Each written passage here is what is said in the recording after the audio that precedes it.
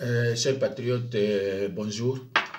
Le message est que nos soldats sont enterrés vivants par des militaires rwandais. Est-ce que pourquoi on a brûlé les ambassades de France, Angola, États-Unis, etc. Ce n'est pas ces gens-là qui ont dit à Félix le changement de la Constitution. Ce n'est pas aussi à cause d'eux que la vie de Kinshasa est très sale comme ça. Je vais vous faire voir comment Nanga est soutenu à Goma. Allons-y, on voit d'abord cette image, bien que ça fait mal, mais...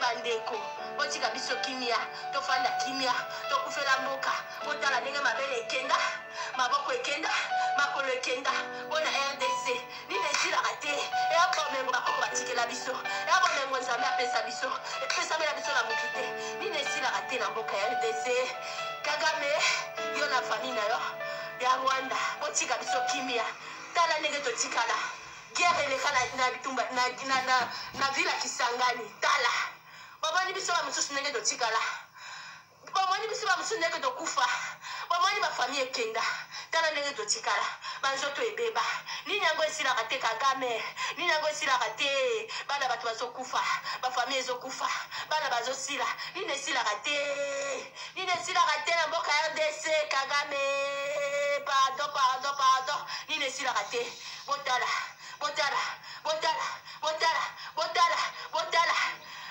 Pola tina mboka ya RDC batu bazotila boboniga ndenge na tikala pola tina mariba ya RDC boboni makolo ekenda pola tina mboka ya RDC nini esilaka te na mboka ya RDC tina batu bazokundama tina batu bazokufa Kisasa botelema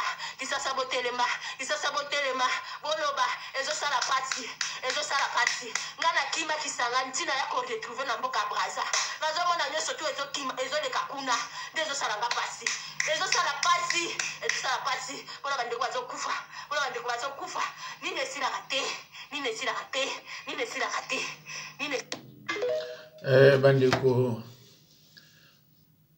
ça fait très mal, très mal. Comme on a ndeko ya biso congolaise, bomoni nzoto na ndenge betama ba masasi partout. Nzambe zalaki na ye, elle est vivante. Alors ndeko na ngai fozala motema mabe pona kono sala deal. Ce que nous vivons actuellement, c'est le résultat de ce deal, des résultats de ce que Tshilombo a conclu à Kingakati. C'est malheureux. Tshilombo a échoué aux urnes de 2018 et il a été nommé par l'ancien soi-disant président Kabila, un Tutsi rwandais, et des connivences avec le président Kagame. Donc, Tshilombo, bref, il est redevable.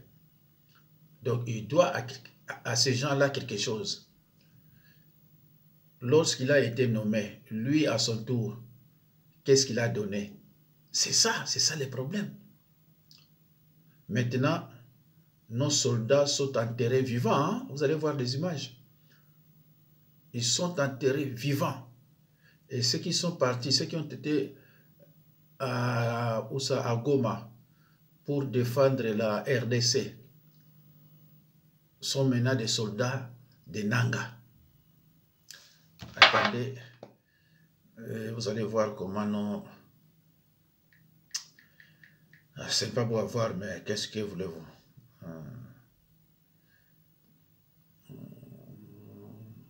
Oui, oh là.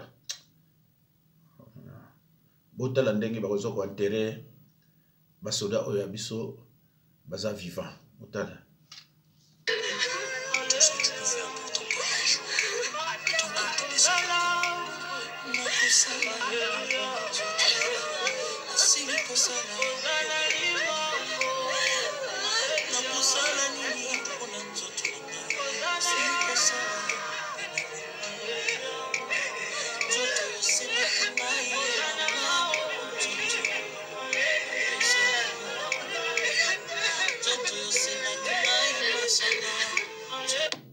Bandeko, bomoni niveau ya mitema ya bato. Niveau ya mitema ya bato, bomoni yango. Chers patriotes, ceux qui soutiennent les bandits, les voleurs, les tricheurs, les traîtres, les tricheurs aux élections, et les criminels qui dirigent la RDC.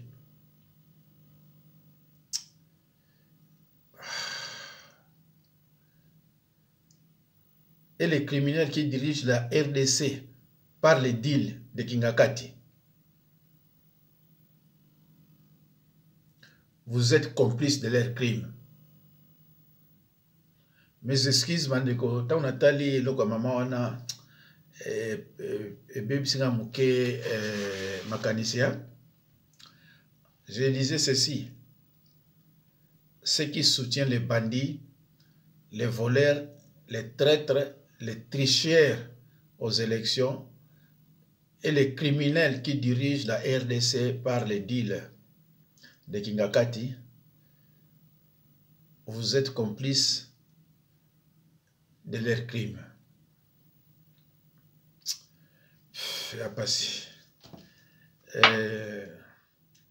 Tshilombo est redevable.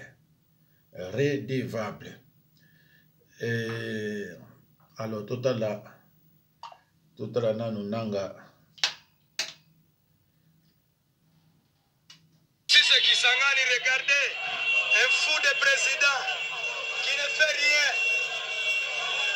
Regardez ça Kisangani. Voilà Baturabiso ya Goma, Congo et Koboto à Matate. Un fou de président qui s'appelle Tshisekedi. Regardez.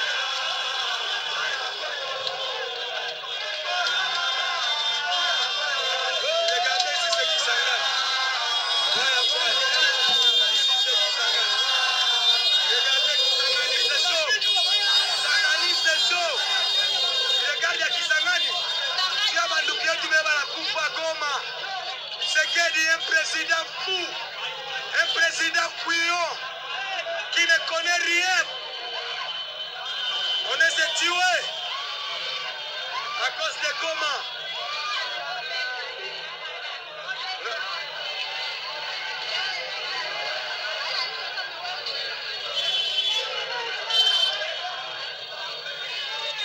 Unaona Kisangani vile banauzika. Kisangani inauzika, Kisangani hapa.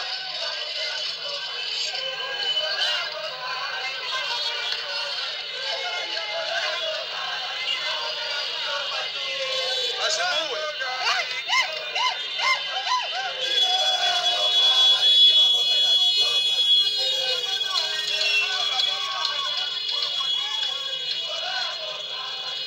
Allo bandeko, ndenge bato déjà, ndenge bandeko na biso ya Kisangani bazo finga déjà Tshilombo, donc nanga so akombula ndo ekwe na ngwa pemba la moko.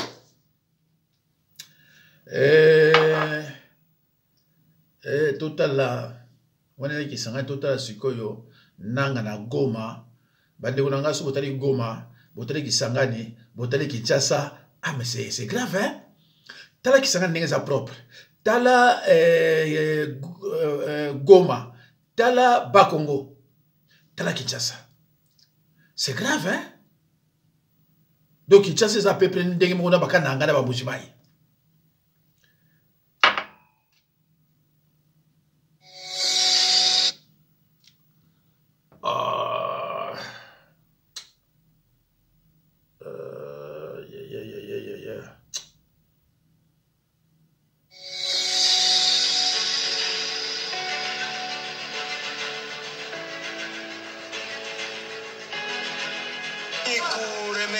kwanza chama yetu ya AFC ku initiative yenye munaleta ya Salongo.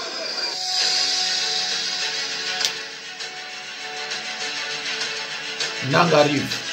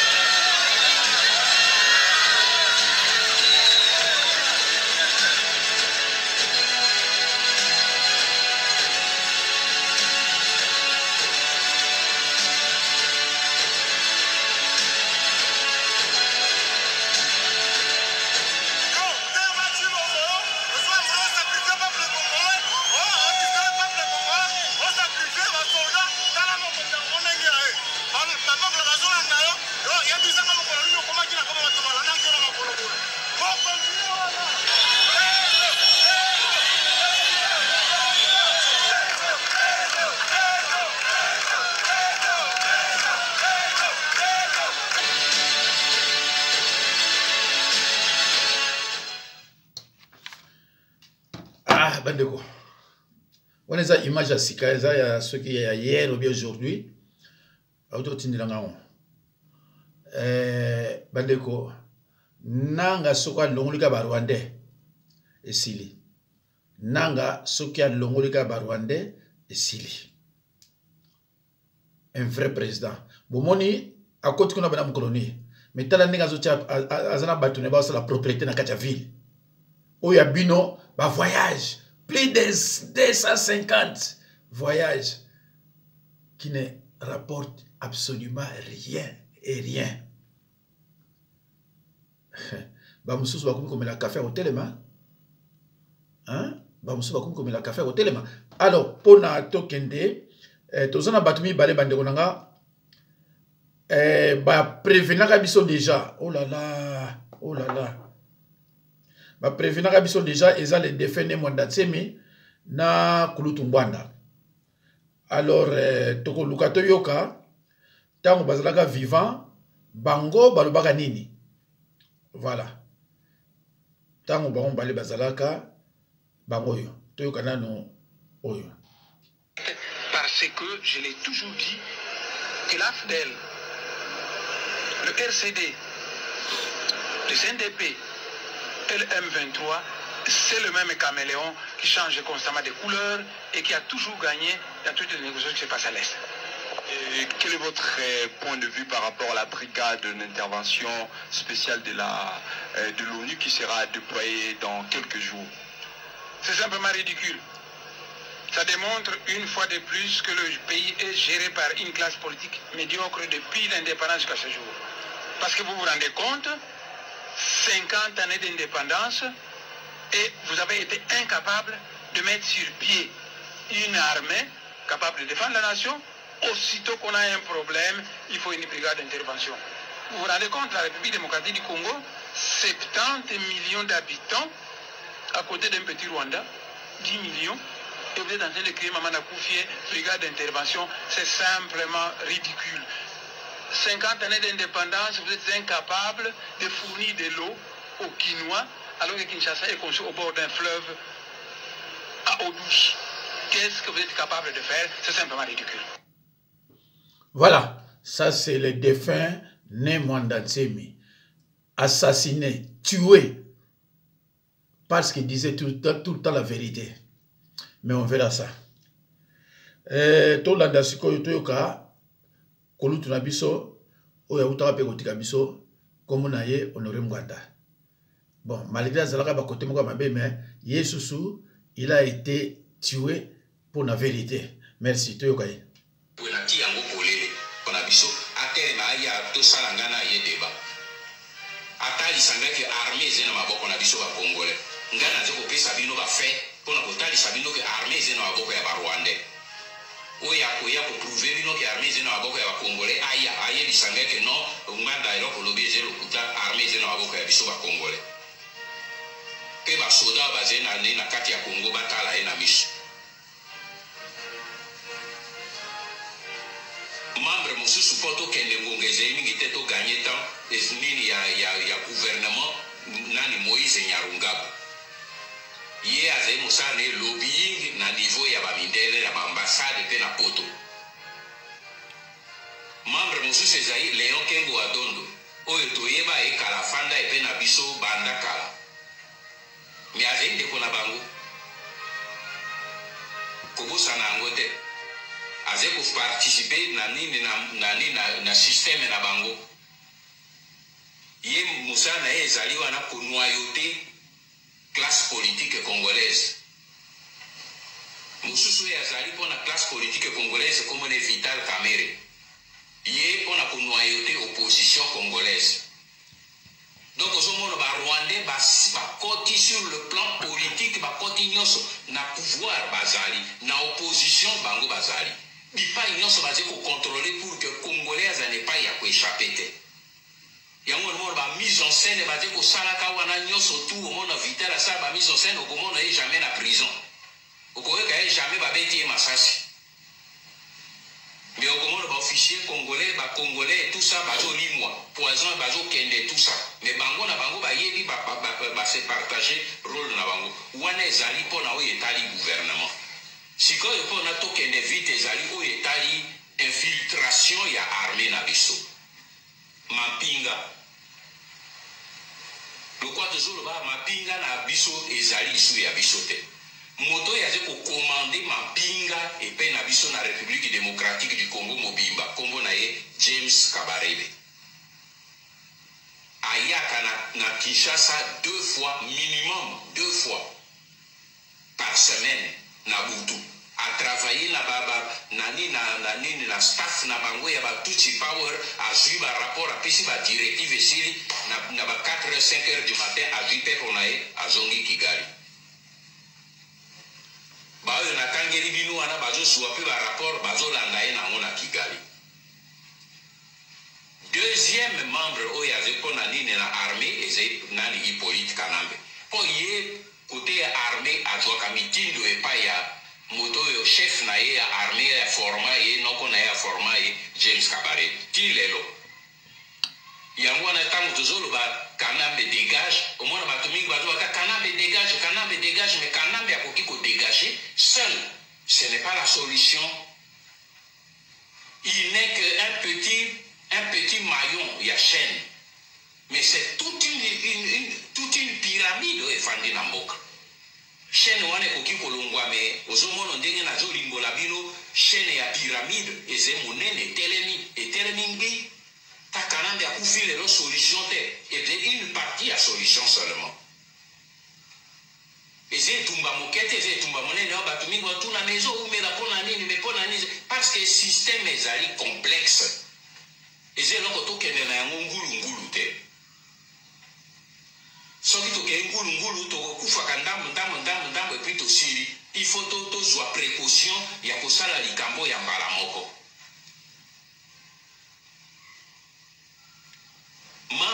Nini po na nini na armée na biso personnalité ya mibale zene Hippolyte Kanambe ye mosala ne monene aze cheval de Troie aze mosala ne pona ko nettoyer ko paralyser armée mobimba ko boma ba soda na biso ko kamata bibundelo ya biso kotinda ngo na Rwanda kotia ba officier na biso na kati ya retraite ko boma ba mosusu ko boya ko futa ba soda na biso ko botolo bango bibundeli ko désarmer bango ko kotia ba soda Rwandais pona ba mise en place na bani esika bato e baze na se tozotanga bango sikoyo baze na kati état major baze ko saire mosa pe moto ya zo sere mosala pona minini na état major eze Bisengimana ye moto aze ko commander ba troupe ezala ya police ezala ya armée et ndenge na yebisaki bino likolo kuna général Simplice Nyarwanda yende wana moto aze kosala maintenant travail ya mise en place pona kotia basoda bipai nyonso oyo ya Rwanda na baposition na bisika nyonso ya confiance bisika nyonso eze stratégique à travers tout le pays. Merci beaucoup. Bon, tu continues aussi là. Moto yaze ko assister ye na mosala wana ezali général major Mbala Musese. Ye moto azali chef d'état major yaze chargé na administration. Yende moto aze ko pesa ba Rwandais o baze ko ya azo pesa bango ba kombo ya ba Congolais, kombo ya ba Luba, kombo ya ba Ngala, kombo ya ba Congo, azo pesa ka bango kombo ya sika na ba matricule de façon que biso ba Congolais moyen to retrouver bango ezalité mais bango moko ba yebi baze na archive o bango moko ba bombi o ba simbi ande konanga ezai problème moko grave o to komi na yango.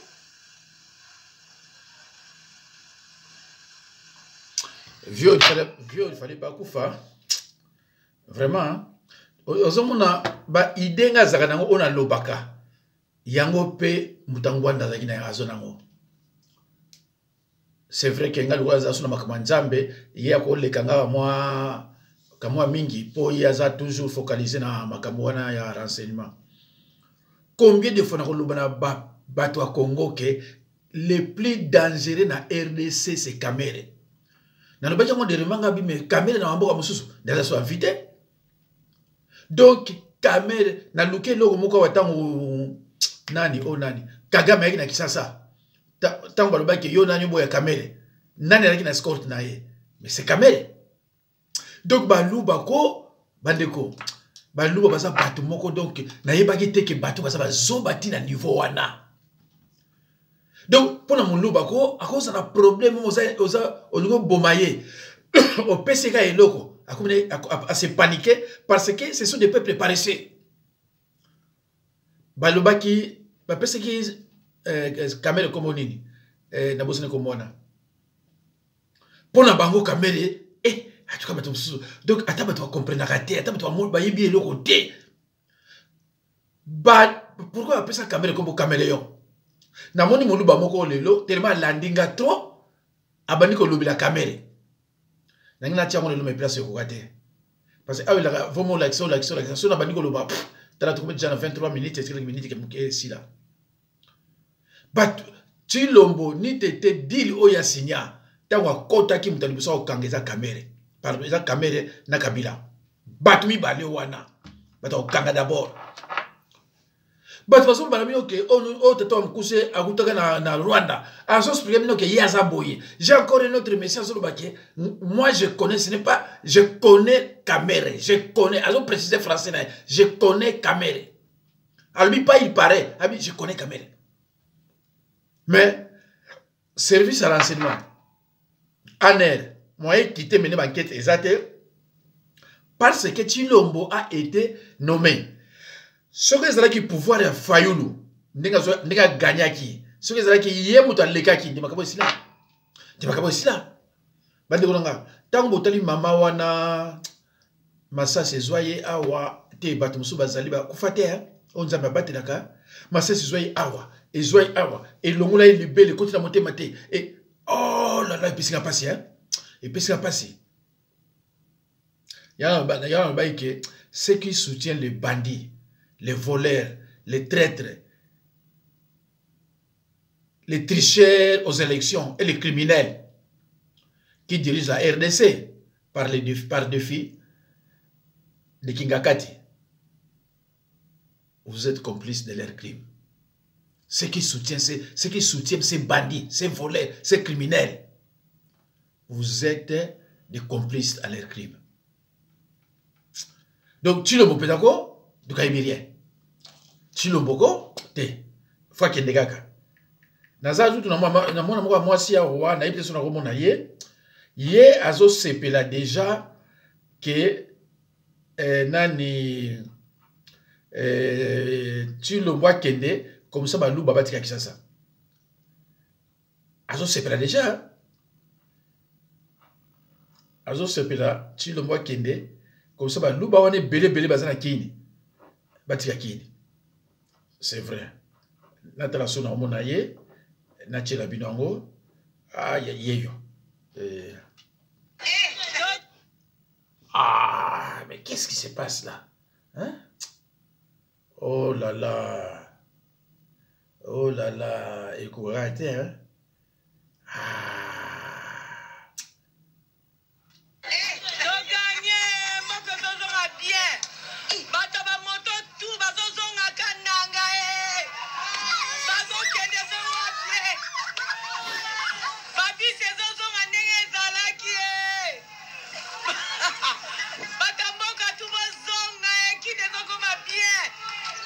Déjà Rwanda, Tobotoli Abiso, Togagné, Moke Zozonga bien, Balou Baba Zonga, Bitotika Abiso Mama, Balou Baba Zonga, voilà. Et Bandeko,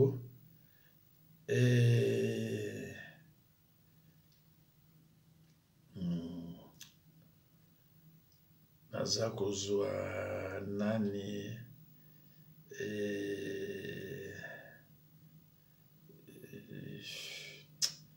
naza na bato oyo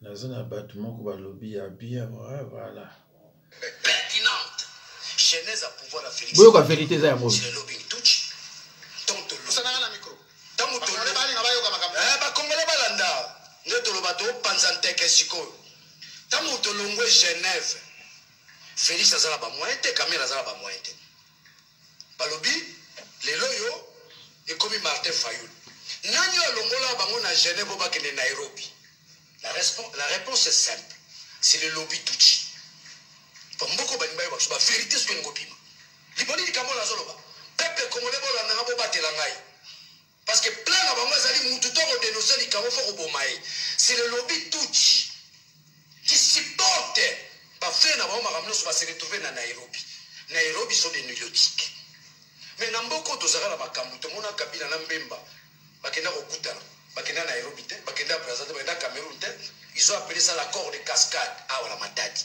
mais bango ba kokende Nairobi pour la nini wana to sala ba monsieur Belé sur ça c'est pour dire que le pouvoir actuel ata bazui ba minduki nyosa Ukraine ba pesi Félix a déclaré guerre Poani question ya wana ba congolais ba répondre pour nani ça veut dire que il est lié au lobbying touchi bango mtu ba memaka na Kenya tazare devable ako déclaré guerre te ata Poutine abi Félix na yoki bana Congo ba leli mingi moni minduki yo nazo bundisa Ukraine zwango Oga Félix a l'obaka oh non moi j'ai pris Kagame c'est mon frère on va résoudre ça est-ce que bandeko boyoki vraie vérité ya mwana il est redevable oyo ba guerre bozo monako eza guerre moko bino ndenga na signaki mais si vous pouvez nous zwa yango et vous ça faux vaut mieux bozwa mona guerre. C'est ça le problème. Bozo mona guerre parce que si bozo mona guerre te moyen c'est justifié exacté. Et mawa. Le chef de l'État a dit clairement, si aujourd'hui la mise en branle du changement ou de la révision constitutionnelle est faite, il ne va pas rallonger le mandat présidentiel. Mais ça serait au moins une garantie pour vous qui aspirez un jour diriger ce pays de Lumumba. J'ai retenu de M. Antoine Félix Tshilombo, ses frères, trois choses depuis qu'il est au pouvoir. La démagogie, les mensonges et la manipulation. C'est un fin manipulateur, un fin démagogue et un menteur patenté. Tout ce qu'il a promis, il n'a pas honte de vous dire une chose à 7h30 et de changer, vous dire autre chose à 12h30 et au plus tard 18h, il change aussi. Il a promis de frapper le Rwanda à la moindre escarmouche et qu'il en a fait le moyen.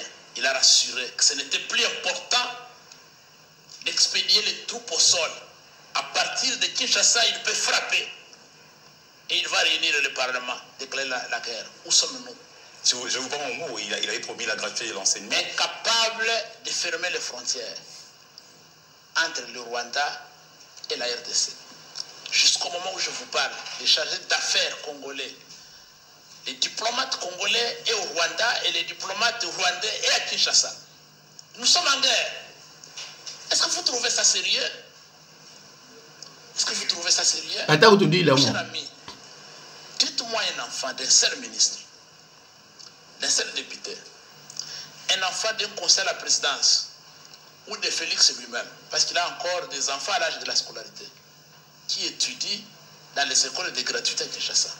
Les enfants sont dans les écoles belges, instituts français, ceci et cela, des étrangers.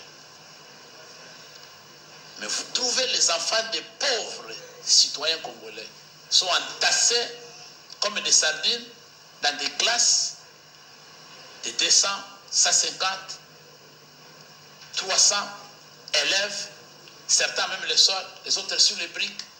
Et vous pensez que c'est sérieux? Non. Et pourquoi il y a des grèves partout? Dans l'enseignement, incompétent. Les médecins, nous allons y arriver. Les médecins. Nous allons y arriver, mais voilà, c'est pour vous dire quoi? C'est pour vous dire que nous devons avoir pitié de nos frères qui souffrent. Les militaires, les policiers, nous qui sommes en contact en tant que politiques avec nos frères, nos sœurs qui sont dans l'armée, ils souffrent. Les conditions dans lesquelles ils sont au front, c'est déplorable. Mais pendant ces temps-là, vous prenez l'argent des contribuables congolais, vous sillonnez la République, faire des meetings, changer la Constitution, convaincre la population. Comment vous ne pouvez pas d'abord faire ça pour défendre l'intégrité de notre territoire? Pourquoi vous ne pouvez pas prendre des millions d'argent qui sont en train d'être dépensés pour le changement de la Constitution, consacrés à la défense de la République? Mais il a d'autres projets dans sa tête. Des militaires au front. Ce qui s'est dit, quand je vois les conditions dans lesquelles les policiers et militaires sont logés dans les centres-villes ici, avoir même leur habillement, les tenues qu'ils portent, les souliers qu'ils ont, les bottes qu'ils ont, vous ne pouvez pas vous imaginer que quelqu'un peut aujourd'hui aller jusqu'à la folie d'organiser un référendum, parce que le référendum, c'est une élection. La première que Kadima a organisée nous a coûté 1,3 milliard de dollars américains.